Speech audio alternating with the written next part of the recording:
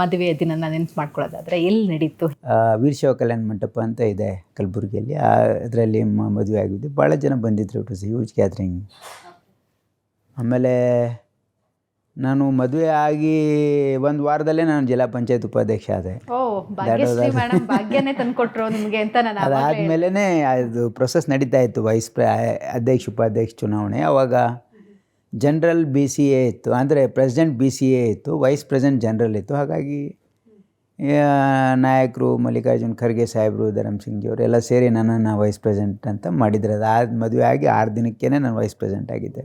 Yes madam, ಮದುವೆಯ ದಿನದ ಯಾವುದಾದ್ರೂ ಒಂದು ಮರೆಯಲಾಗದಂಥ ಒಂದು ಕ್ಷಣ ಅಂತ ಅಂದರೆ? ಮದುವೆ ಅಂದರೆ ಎಲ್ಲರಿಗೂ ಭಾಳ ಇಂಪಾರ್ಟೆಂಟ್ ದಿನ ಅವ್ರ ಜೀವನದಲ್ಲಿ. ಮದುವೆ ದಿನದ ವಿಚಾರ ಹೇಳಬೇಕಂದ್ರೆ ತಾಳಿ ಕಟ್ಟೋ ಮೂಮೆಂಟ್ ತುಂಬ ಇಮೋಷ್ನಲ್ ಆಗಿತ್ತು. ನಮ್ಮ ಪೇರೆಂಟ್ಸಿಗೆ ಕೂಡ ಅಷ್ಟೇ. ನಾನು ಮನೆಯಲ್ಲಿ ದೊಡ್ಡ ಮಗಳು. ನಾವು ಅಷ್ಟೇ, ಅಂದರೆ ನಮ್ಮ ತಂದೆ ಸರ್ಕಾರಿ ನೌಕರಿಯಲ್ಲಿದ್ದರು. ನಾವು ಚಿಕ್ಕ ಸಂಸಾರ ಮಾಡ್ಕೊಂಡು ಬಂದವರು, ನ್ಯೂಕ್ಲಿಯರ್ ಫ್ಯಾಮಿಲಿ ಅಂತ ಹೇಳಬೇಕು. ಅವರಿಗೂ ಭಾಳ ಮುದ್ದಿನಿಂದ ಬೆಳೆಸಿದಂಥ ಮಗಳು ನಾನು. ಹೀಗಾಗಿ ಅವರಿಗೆ ಮದುವೆ ಮಾಡಿಕೊಡೋದು ಅಂದರೆ ಅವರು ಒಂದು ಕರಳನ್ನೇ ಕಿತ್ಕೊಟ್ರು ಅನ್ನೋ ಮಟ್ಟಿಗಿದ್ರು.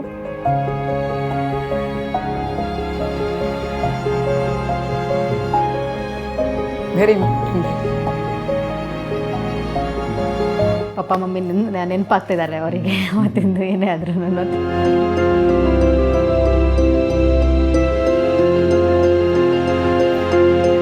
ಸಮಾಧಾನ ಮಾಡಿ ಸರ್ ನೀವು. ಪಾಪ ಅವತ್ತು ಸಮಾಧಾನ ಮಾಡಿಲ್ಲ ಅನ್ಸುತ್ತೆ.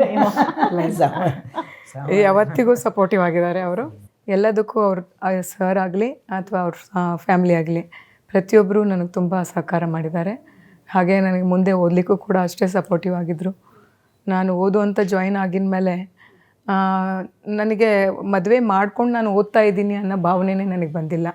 ನಮ್ಮ ಅಮ್ಮನ ಮನೆಯಲ್ಲಿ ಎಷ್ಟು ಕಂಫರ್ಟೇಬಲಿಂದ ನಾನು ಓದ್ತಾ ಇದ್ದೆ ಅಷ್ಟೇ ಕಂಫರ್ಟಿಂದ ನಾನು ಮದುವೆ ಆಗಿದ ಮೇಲೂ ಓದ್ಕೊಂಡು ಬಂದಿದ್ದೀನಿ.